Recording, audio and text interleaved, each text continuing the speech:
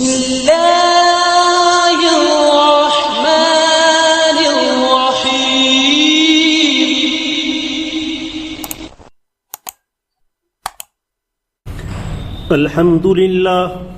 الحمد لله نحمده ونستعينه ونستغفره ونعوذ بالله من شرور أنفسنا ومن سيئات أعمالنا.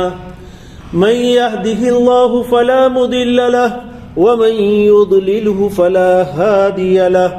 ونشهد أن لا إله إلا الله وحده لا شريك له. ونشهد أن سيدنا وسندنا وشفيعنا وحبيبنا وأولانا ومولانا محمدا عبده ورسوله أرسله الله تعالى بالحق كافة للناس بشيرا ونذيرا وداعيا إلى الله بإذنه وسراجا منيرا. أما بعد فأعوذ بالله من الشيطان الرجيم. يا أيها الذين آمنوا اصبروا وصابروا ورابطوا. وعن ابن عباس رضي الله تعالى عنهما قال قدم عيينة بن حصن فنزل على ابن أخيه الحر بن قيس وكان من النفر الذين يدنيهم عمر رضي الله عنه. وكان القراء أصحاب مجلس عمر رضي الله عنه ومشاورته كهولا كانوا أو شبانا. فقال عيينة لابن أخيه يا ابن أخي لك وجه عند هذا الأمير فاستأذن لي عليه. فاستأذن فأذن له عمر رضي الله تعالى عنه. فلما دخل قال هي يا ابن الخطاب فوالله ما توتينا الجزل ولا تحكم فينا بالعدل. فغضب عمر رضي الله عنه حتى هم أن يوقي به. فقال له الحر يا أمير المؤمنين إن الله تعالى قال لنبيه صلى الله عليه وسلم خذ العفو وأمر بالعرف وأعرض عن الجاهلين وإن هذا من الجاهلين. والله ما جاوزها عمر حين تلاها وكان وقافا عند كتاب الله تعالى. رواه البخاري. صدق الله مولانا العظيم وصدق رسوله النبي الكريم ونحن على ذلك لمن الشاهدين ومن الشاكرين والحمد لله رب العالمين. محترم سامعین کرام، یہ حدیث پچھلی مرتبہ بھی ہم نے تلاوت کی تھی. کچھ باتیں پچھلی مرتبہ عرض کر چکے ہیں حضرت عیینہ ابن حصن کے بارے میں اور ان کے بھتیجے حر ابن قیس کے سلسلے میں کچھ چیزیں عرض کر دی گئی. یہاں حضرت عمر فاروق رضی اللہ تعالیٰ عنہ کے صبر اور ضبط اور حلم کا بیان ہے. اس حدیث میں یہ سمجھانا چاہتے ہیں. حضرت عمر فاروق رضی اللہ تعالیٰ عنہ ہم سب جانتے ہیں مشہور و معروف شخصیت ہے، اسلام کی تیسرے نمبر کی شخصیت ہے. حضرت محمد الرسول اللہ صلی اللہ علیہ وسلم کے بعد ان کا نمبر تیسرا آتا ہے کہ حضرت محمد عربی صلی اللہ علیہ وسلم کے بعد حضرت ابوبکر صدیق رضی اللہ تعالیٰ عنہ خلیفہ اول ہیں اور ان کے بعد حضرت عمر فاروق رضی اللہ تعالیٰ عنہ خلیفہ ثانی ہیں مسلمانوں کے. اور مشہور ہے عدل و انصاف میں، دنیا والے ان کے عدل اور انصاف کو تسلیم کرتے ہیں، بلکہ آج بھی دنیا میں ان کی برابری کا عدل و انصاف کرنے والا کوئی موجود نہیں ہے اور ممکن نہیں، قیامت تک بھی کوئی آئے گا نہیں جو سیدنا عمر فاروق کی طرح عدل و انصاف سے حکومت قائم کر سکے. چنانچہ جب ہمارا ملک آزاد ہوا تو ہمارے ملک کے جو راشٹرپیتا کا خطاب جنہیں ملا ہے، جنہیں مہاتما گاندھی ہم کہتے ہیں، انہوں نے اس زمانے کے جو لیڈر تھے ان لیڈروں کو جمع کر کے کہا کہ میں تمہارے سامنے رام کی یا کرشن کی عدل و انصاف کی بات نہیں کروں گا، بلکہ میں تمہارے سامنے ابوبکر صدیق و عمر فاروق رضی اللہ تعالیٰ عنہ کے عدل و انصاف کی بات کروں گا۔ اگر تم اچھی طرح حکومت کرنا چاہتے ہو، اس ملک کو اچھی طرح چلانا چاہتے ہو، تو سیدنا ابو بکر اور عمر فاروق کی طرح آپ حکومت کرو تو آپ عدل و انصاف کے ساتھ اور اچھی طرح حکومت کر سکتے ہیں. یہ یعنی دنیا تسلیم کرتی ہے، اپنے بھی تسلیم کرتے ہیں، پرائے بھی تسلیم کرتے ہیں. وہ عدل و انصاف سیدنا عمر فاروق رضی اللہ تعالیٰ عنہ کا مشہور تھا. ان کا عدل و انصاف بھی مشہور تھا، ان کا رعب و دبدبا بھی آج بھی مشہور ہے دنیا والوں کے درمیان کے اندر. اور اس سب کے باوجود کہ وہ عدل و انصاف پر قائم تھے اور اللہ نے رعب و دبدبا انہیں عطا کیا تھا، اس کے باوجود بھی اگر وہ راستہ چلتے ہوئے کوئی معمولی شخص ان کو روک لیتا تو وہ راستے میں کھڑے ہو جاتے. بلکہ فرماتے ہیں کہ ایک عورت نے آپ کو راستے میں روک لیا اور آپ کو قرآن کی آیت سنائی، یعنی قرآن کا کوئی حکم سنایا اور آپ کو اس کی طرف متوجہ کیا. سیدنا عمر فاروق رضی اللہ تعالیٰ رک گئے اور خاموش ہو گئے. اس کے سامنے کچھ بات نہیں کی بلکہ اس سے آگے تجاوز نہیں کیا. یعنی قرآن کی آیات کا اور قرآن کے احکام کا یہ احترام تھا ان کے یہاں، اور یہ عمل تھا قرآن کی آیات اور قرآن کے احکام پر. یہ مقام سیدنا عمر فاروق رضی اللہ تعالیٰ عنہ کا تھا. اور یہاں اس روایت کے اندر چنانچہ اس کا ترجمہ وغیرہ ہم پچھلی مرتبہ بیان کر چکے ہیں، دوبارہ عرض کر دیتے ہیں. ابن عباس رضی اللہ تعالیٰ عنہ سے روایت ہے کہ عیینہ ابن حصن اپنے بھتیجے کے پاس آئے، حر ابن قیس کے پاس، جو حضرت عمر فاروق رضی اللہ تعالیٰ عنہ کے پاس جو لوگ رہتے تھے ان میں سے خاص تھے. یہاں نفر کا لفظ آیا ہے، نفر 10 سے کم کو کہتے ہیں. یعنی آج ایک جملہ مشہور ہے ٹاپ 10 کہ بھئی پہلے 10 نمبر.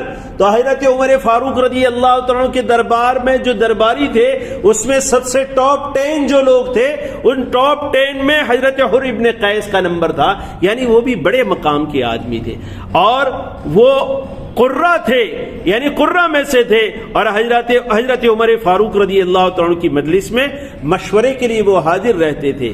اور حضرت عمر فاروق رضی اللہ تعالیٰ عنہ کے یہاں انداز یہ تھا جن لوگوں سے مشورہ کرتے تھے کہ بھئی ان کی عمر کیا ہے وہ نہیں دیکھا جاتا تھا بلکہ علمی مقام اور ان کا عمل کیا ہے، ان کی زندگی کیسی ہے، اس اعتبار سے ان کے ساتھ معاملہ ہوتا تھا.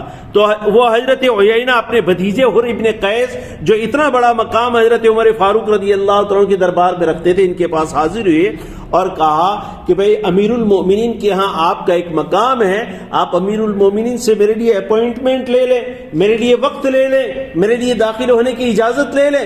انہوں نے اجازت لی اور اجازت کے بعد یہ داخل ہوئے. داخل ہوتے ہی انہوں نے جو جملہ حضرت عمر فاروق کے لیے استعمال کیا ہے، انہوں نے کہا ہے ابن خطاب، اے ابن خطاب. ہے کہتے ہیں کسی کی تذلیل کے لیے، جیسے ہمارے یہاں کسی کو دیکھ کر اس طرح کا کوئی جملہ ہم بولتے ہیں تو یہ تذلیل کے لیے استعمال ہوتا ہے. ایسا جملہ حضرت عمر فاروق رضی اللہ تعالیٰ کے لیے جو امیر المومنین ہے اور ان کا اتنا بڑا مقام ہے ان کے لیے انہوں نے استعمال کیا. اور یوں کہا کہ تم ہمارا حق نہیں دے رہے ہو، ہم کو جو دینا چاہیے وہ آپ دیتے نہیں اور ہمارے درمیان آپ انصاف سے کام نہیں لیتے. اب ظاہری بات ہے کسی بڑے آدمی کے سامنے اس طرح توہین آمیز اگر کلمات کہے جائیں، اس کی تذلیل کی جائے تو ظاہری بات ہے غصہ آئے گا آدمی کو. حضرت عمر فاروق رضی اللہ تعالیٰ عنہ غصے ہو گئے اور غصہ آ گیا آپ کو اور قریب تھا کہ اس کو مار دیتے. لیکن فوراً حر ابن قیس نے قرآن کی ایک آیت پڑھی اور کہا کہ اللہ تعالیٰ نے اپنے نبی صلی اللہ علیہ وسلم کو قرآن میں یہ حکم دیا ہے خذ العفو وامر بالعرف واعرض عن الجاہلین، کہ آپ معاف کر دیں اور اچھی باتوں کا حکم کریں اور جاہلوں سے اعراض کریں، جاہلوں کے ساتھ الجھے نہیں، جاہلوں سے روگردانی کرے. اور یہ شخص بھی جاہل ہے. تو جب حضرت حر ابن قیس نے یہ آیت پڑھی حضرت عمر فاروق رضی اللہ تعالیٰ عنہ فوراً رک گئے، کتاب اللہ سے تجاوز نہیں کیا انہوں نے. اس روایت کو امام بخاری نے روایت کیا ہے. تو حضرت عمر فاروق رضی اللہ تعالیٰ عنہ کے پاس یہ حر ابن قیس آئے اور ان کے یہاں یہ جو صحابہ اکرام رضوان اللہ تعالی علیہم اجمعین جو مشورے کے احباب تھے ان کے، ان میں حر ابن قیس تھے. عیینہ ابن حصن نے ان کے ذریعے سے حضرت عمر فاروق رضی اللہ تعالیٰ عنہ کے دربار میں حاضری کی اجازت چاہی اور اجازت لینے کے بعد پھر ان کو جو بات کرنی تھی وہ کہی، لیکن ان کے بات کرنے کا انداز جاہلوں جیسا تھا، اور اس طرح کا انداز تھا توہین آمیز الفاظ میں۔ جو پہلا لفظ کہا یا امیر المومنین کر کے خطاب کرنا چاہیے، اس کی بجائے انہوں نے کہا ہاں یہ ابن خطاب، اے ابن خطاب یہ معاملہ ہے تیرا، یعنی تذلیل آمیز اور توہین آمیز الفاظ سے انہوں نے کلام شروع کیا۔ لیکن حضرت عمر فاروق رضی اللہ تعالیٰ عنہ جو تھے ان کو غصہ بھی آ گیا اس بات پر، لیکن جب حر ابن قیس نے قرآن کی آیت پڑھی، قرآن کی آیت کی پڑھنے کی وجہ سے وہ وہاں پر رک گئے۔ خود العفو، عفو کہتے ہیں معافی کو، کہ آپ معافی کو اختیار کریں، یعنی اگر آپ کے دل پر کوئی بات گرا گزری ہے تو اس شخص کو آپ معاف کر دیں۔ وَأْمُرْ بِالْعُرْفِ، عرف کہتے ہیں اچھی بات کو، اور وَأْمُرْ بِالْعُرْفِ یہ جیسے کہتے ہیں معروف، امر بالمعروف کا جو لفظ ہے وہ معروف ہی سے یہ عرف ہے، تو وَأْمُرْ بِالْعُرْفِ اچھی بات کا حکم دینے کا اللہ تعالیٰ نے قرآن کے اندر حکم دیا ہے، تو آپ اچھی بات کی رہنمائی کریں، اچھی بات کی حکم دیں آپ، اور اسے معاف کر دیں، اس کی باتوں کو آپ اپنے خاطر میں نہ لائیں۔ عرف علماء نے لکھا ہے کہ بھئی کوئی بھی کام ہوتا ہے اس کے تین طریقے ہوتے ہیں کسی بھی عمل کے۔ ایک تو منکر ہوتا ہے، یعنی برائی، منکر، اس سے روکنا انسان کو واجب ہے برائی سے، اور دوسرا نیکی ہوتی ہے، نیکی کا حکم کرنا یہ بھی مومن کی ذمہ داری ہے، اور تیسرا ہے نہ اس میں خیر ہے نہ بھلائی ہے، جس میں خیر بھی نہیں بھلائی بھی نہیں، تو اس کے بارے کے اندر اللہ تعالیٰ نے مسلمانوں کو خاموش رہنے کا حکم دیا ہے۔ اور یہاں بھی یعنی مومن کی ذمہ داری ہے علی سبیل نصیحت کہ وہ اچھی باتوں کا حکم کرتا رہے، برائی کو دیکھے تو اسے روکے۔ اور اللہ کے رسول صلی اللہ علیہ وسلم کی ایک حدیث بھی اس سلسلے کے اندر ہے۔ اللہ کے رسول صلی اللہ علیہ وسلم ارشاد فرماتے ہیں من کان یؤمن باللہ والیوم الآخر فلیقل خیرا او لیصمت، کہ مومن اگر اللہ پر اور آخرت کے دن پر ایمان رکھتا ہے، اس مومن کی ذمہ یہ ہے کہ اگر خیر کی بات کہنا چاہے تو کہے، اور اگر خیر نہیں آ رہی تو پھر زبان کو خاموش رکھے۔ اچھی بات کہو، اچھی کے علاوہ دوسری بات نہ کہو، زبان کو خاموش رہو، چپ رہو۔ یہ حدیث بخاری شریف نے اس کو روایت کیا ہے، بخاری شریف میں یہ حدیث موجود ہے۔ تیسری بات اس آیت کے اندر ارشاد فرمائی گئی وَأَعْرِضْ عَنِ الْجَاهِلِينَ، کہ جاہلوں سے، یعنی ایسے لوگ یا تو وہ علم میں کم ہیں یا سمجھ میں کم ہے۔ علم میں کم ہے وہ بھی جہالت میں آتا ہے، اور جس کی سمجھداری کم ہے وہ بھی جہالت میں آتا ہے۔ تو دونوں طرح کے لوگوں سے اعراض نہیں کرنا چاہیے، بلکہ ان کی باتوں سے درگزر کرنا چاہیے۔ اور حضرت عمر فاروق رضی اللہ تعالیٰ عنہ نے یہاں پر جب یہ آیت ان کے سامنے تلاوت کی گئی تو آپ نے اسے معاف بھی کر دیا، اور اس سے کچھ غصہ کرنے سے آپ خاموش رہے، اسے اعراض نہیں کیا۔ علماء نے جہل کی، جیسے ہم نے ابھی عرض کیا، جہل کی دو قسمیں لکھی ہے۔ ایک تو وہ جہالت کہ بھئی علم نہیں ہے اس لیے جہالت ہے، علم کے نہ ہونے کی وجہ سے، عدم علم کی وجہ سے، معلومات نہیں ہے اس کی جہالت ہے۔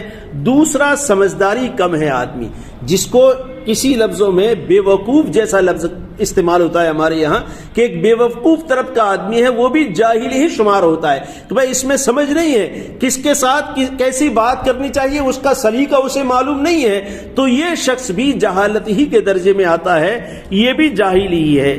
اور قرآن نے جہاں یہاں حکم دیا ہے خذ العفو وامر بالعرف واعرض عن الجاہلین، اسی طریقے سے ایک اور جگہ بات کرنے کے طریقے کے سلسلے کے اندر قرآن نے جو تعلیم دی، اللہ تعالیٰ فرماتے ہیں وَلَا تَسْتَوِي الْحَسَنَةُ وَلَا السَّيِّئَةُ ادْفَعْ بِالَّتِي هِيَ أَحْسَنُ فَإِذَا الَّذِي بَيْنَكَ وَبَيْنَهُ عَدَاوَةٌ كَأَنَّهُ وَلِيٌّ حَمِيمٌ۔ اللہ تعالیٰ فرماتے ہیں لا تستوی الحسنۃ ولا السیئۃ، نیکی اور بدی، نیکی اور برائی دونوں برابر نہیں ہو سکتے، نیکی اور برائی دونوں برابر نہیں ہو سکتے۔ اللہ تعالیٰ فرماتے ہیں ان لوگوں کے ساتھ جو آپ کے ساتھ عداوت کا معاملہ رکھتے ہیں، آپ کے ساتھ برائی کا معاملہ کرتے ہیں، ان کے ساتھ آپ بری طریقے سے پیش آئیے، ان کے ساتھ آپ بھلے طریقے، جو آپ کے ساتھ برائی کرتے ہیں ان کے ساتھ آپ بھلے طریقے سے پیش آئیے، اور جب آپ کی برابر اس کے ساتھ بھلائی رہے گی اور اچھے اخلاق آپ کے اس کے ساتھ برابر رہیں گے، آپ اس کی برائیوں کے باوجود اس کے ساتھ حسن اخلاق سے پیش آتے رہیں گے، تو اللہ تعالیٰ اس کا نتیجہ کیا ہوگا، اس کا رزلٹ کیا آئے گا، یہ بھی اللہ تعالیٰ بیان کرتے ہیں۔ فَإِذَا الَّذِي بَيْنَكَ وَبَيْنَهُ عَدَاوَةٌ كَأَنَّهُ وَلِيٌّ حَمِيمٌ، وہ شخص کہ جس کے درمیان اور آپ کے درمیان سخت دشمنی ہے، آپ کے اس رویے سے، آپ کے اس حسن اخلاق کے نتیجے میں، آپ کے اس معاملات کے نتیجے میں وہ آپ کا سچا دوست بن جائے گا، وہ آپ سے قریب آ جائے گا، ولی حمیم، بہت قریب کا دوست بن جائے گا۔ یہ اللہ تعالیٰ نے یعنی حکم یہاں مسلمانوں کو دیا ہے، اور اس کا نتیجہ بھی تو ضروری ہے کہ ہم بھی قرآن کو اور احادیث کو سمجھیں، اور ہمارے اکابرین کا جو طرز عمل ہے، جیسے سیدنا عمر فاروق رضی اللہ تعالیٰ کا طرز عمل یہاں بیان کیا گیا، اتنے بڑے مقام پر ہونے کے باوجود بھی آپ نے اس کو برداشت کیا اور اس سے بدلہ نہیں لیا، اسے معاف کر دیا۔ تو یہ چیزیں اس لیے ہیں تاکہ ان چیزوں کو ہم بھی اپنی زندگیوں کے اندر داخل کریں اور اچھے اخلاق اپنے اندر پیدا کریں، اور صبر، حلم اور بردباری کو پیدا کریں۔